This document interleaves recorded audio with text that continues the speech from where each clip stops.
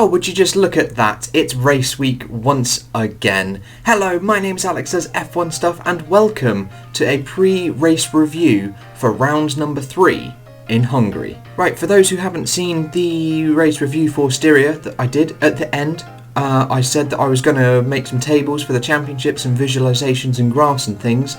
I was going to include those in my race review for Styria, but Excel was being annoying and I couldn't make it. But I've made them now, so here they are. So after Styria, Bottas leads Hamilton 43-37 with Norris in P3, Leclerc still P4 after his podium, but Mercedes in the Constructors are dominating McLaren, already double the amount of points away, 41 points clear of McLaren, Red Bull 3rd, Racing Point 4th, and Ferrari down in 5th. So I've also got some little graphs here. We've got the drivers,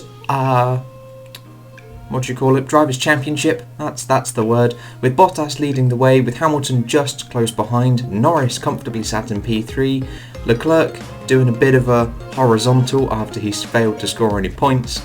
I believe that's Perez in the pink hollow, also Verstappen in the blue hollow with Albon as well. Sainz not doing too badly, shoved in between the two Red Bulls, and then you just have a jumbled mess of everybody else at the bottom. And the Constructors is much the same. Mercedes, poof, they're gone. It's done. Mercedes are gone. Because Red Bull, unless Mercedes have a double DNF, Red Bull are just far too far behind now. McLaren is still there. They're going to be taking points away from each other whilst Mercedes is still there, and they're just... Mercedes are gone. This year is probably done already, unless reliability hits hard for Mercedes and they've got a couple double DNFs. There's not really much anyone else can do. And again, we've got that jumbled mess in the bottom corner. So instead of this popping up in the pre-race reviews like this video is, it will instead be at the end of my race weekend review after going over practice, qualifying and the race. This will then pop up after that. I just wanted to include it now as I actually got it working. But we will jump into some news. Shortly after I rendered and uploaded my race review, Racing Point were officially protested by Renault for their Racing Point car. Now, it wasn't for their whole car, not their whole car at all, it was for their front and rear brake ducts. Now, Renault wouldn't challenge unless there was they had a proper case. They wouldn't want to unless they physically had something tangible that they could feel like they could win, if that makes sense. They wouldn't go through all this time and all this hassle if they didn't feel they would win. Now, my opinion is they actually have a pretty strong case. So in 2019, the brake ducts were not a listed part. Now, this is to do with the regulation change and the cars having to be the same in 2021 as well, and the brake ducts in 2020 have become a listed part, so you've got to manufacture them yourselves and they have to then be the same in 2021. But in 2019 they were not. You were free to purchase them from other teams, same as the suspension components, same as gearboxes and the such. And that's exactly what Racing Point did. They bought the front and rear brake ducts from Mercedes. But now it is a listed part. So technically, the part that they currently have on their car, they are not allowed to have on their car because it is now a listed part. But when they purchased it, it wasn't. So it is it's going to take a while. This one is going to take a while and it's going to be a bitter battle. However, if it goes Renault's way and it's deemed illegal what Racing Point have done, even though when they purchased them it was legal, if Racing Point were to design some new brake ducts, they're ultimately still going to end up with this Mercedes design because they've seen it, they have it, they know exactly how it works, and it's incredibly efficient at what it does. If you're told you can't have this, can't do it, design a brake duct, they're naturally still going to veer that way.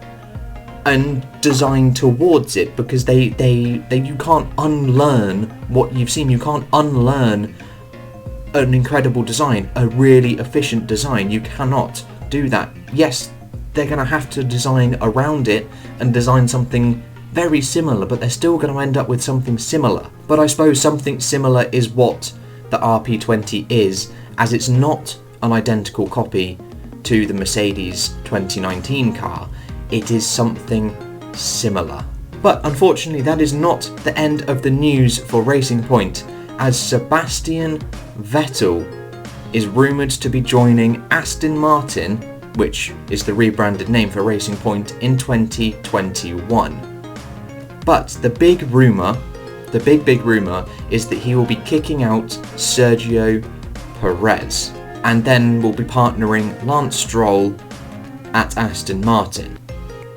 However, Perez is technically in a contract, or he is contracted for 2021, so it would seem really, really harsh to kick out a driver that finally has a decent car underneath him and has been in the sport for years, and biff him out for a 4-time world champion that's definitely past his best, that's crashed a lot and spins. So do you really want that? Whereas you've got Lance Stroll, Diddy Stroll, that isn't doing, well, is he doing good? Yes, he's doing good, but that could be because of the car. Do we want to get into the car or the driver argument? Not particularly. But Stroll is an average driver, you'd have to say. He's a... Oh, what kind of driver? What kind of driver is Stroll? I don't know how to fit Stroll into a group. I want to try and put him with like the Esteban Ocons and the Pierre Gasly's kind of group. But the whole argument of Daddy Stroll owns the team, Lance Stroll, Diddy Stroll is definitely going to be in the seat for 21 when he's technically out of a contract. To me, that's pointless now. It doesn't make any sense. Daddy Stroll only owns a squidge of the team. Yes, he owns... Is it a majority? I'm not sure. He led the consortium to help Racing Point, but ultimately he doesn't own the team. It's not his. He's just helped keep the team there. So would you choose a 4-time world champion over your son? Yeah, probably. But ultimately it's not up to Daddy Stroll. It's not up to him. Plus, Occam's razor, the simplest option is usually the most... what am I trying to say? Occam's razor.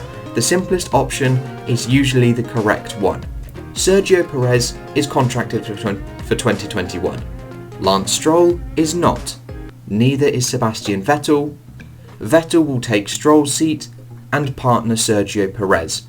Simple. Well, that's my view on it. And now, finally, we will get on into the pre-race review after just getting some little... Oh my god, I've been recording for 9 minutes. So we move to Mercedes, winner of Austria and Styria. They also won last year. Hungary was a decent race actually against Max Verstappen.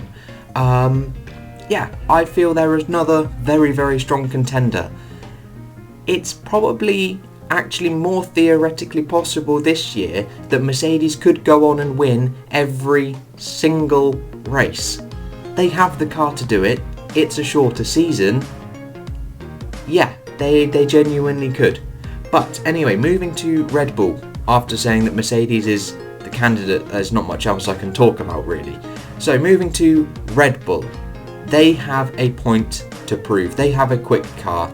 Max Verstappen is a quick driver.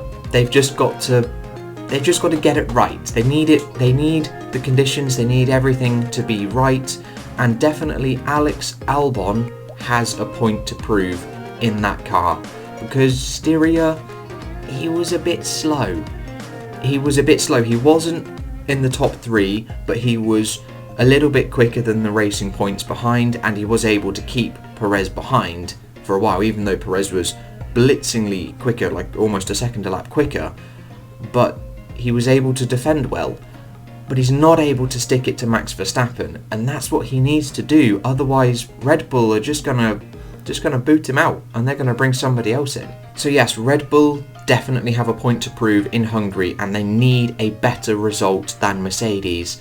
Otherwise, there's no title challenge. There just isn't going to be one.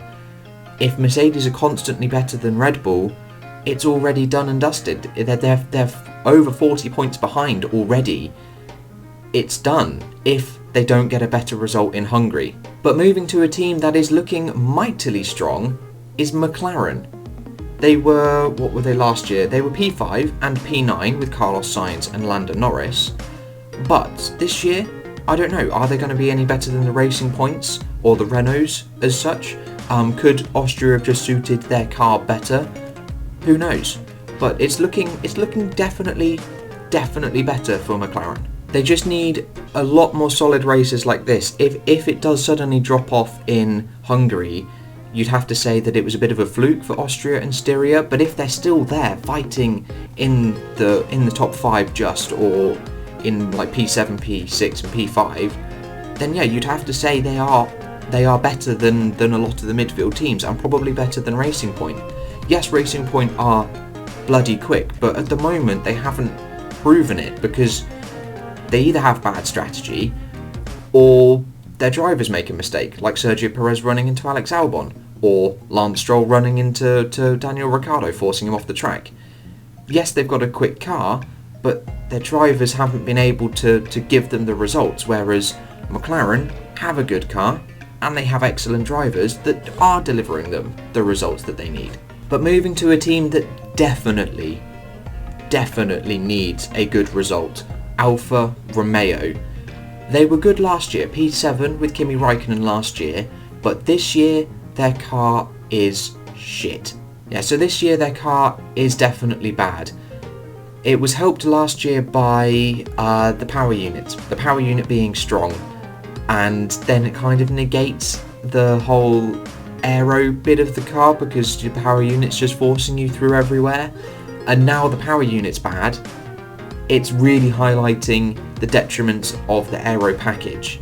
Probably exactly the same situation that Ferrari is in, having lost its key bonus, power.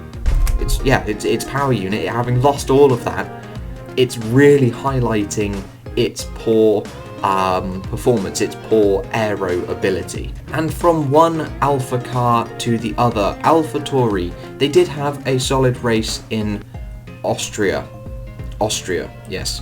Styria, not so much. They made a bad strategy call with Pierre Gasly, going soft, hard, soft, because he didn't like the hard tyres at all. They need to get it right. If they get it right, they are definitely a top 10 team, but it's going to fluctuate for Alpha Tauri. Can they perform well in Hungary? The car is looking good. As long as there are no Ferrari-powered cars in the top 10, there's no reason why they can't be. No reason at all. Penultimately, we have Haas. Haas just need another strong performance like Styria. Styria was definitely a good race, much better than Austria. Both cars finished just outside the points, 12th and 13th, I think. That's what they need again. They need another one of those performances, and then they can just build from that. And lastly, we've got Williams. Now, Williams were slow in Styria. I feel their race pace is still bad. The car itself is good. The car itself works.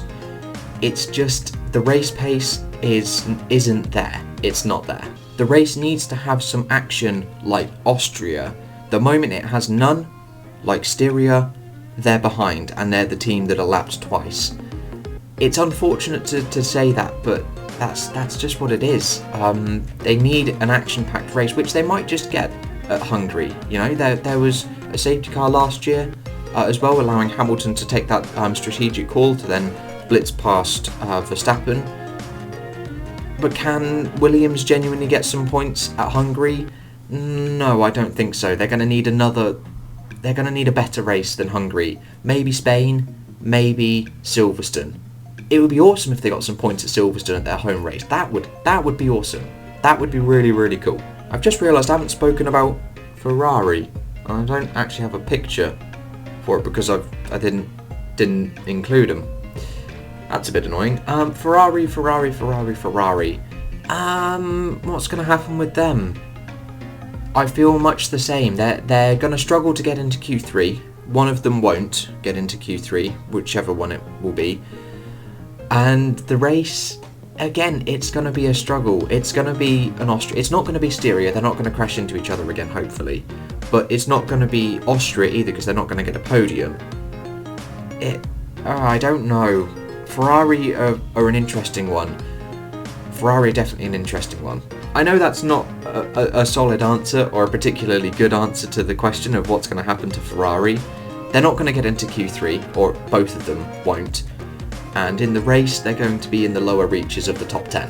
There we go, I've said it. But that is all for my pre-race review for Hungary. Join me in the next video with whatever and whenever I decide to make it. I'll see you guys then.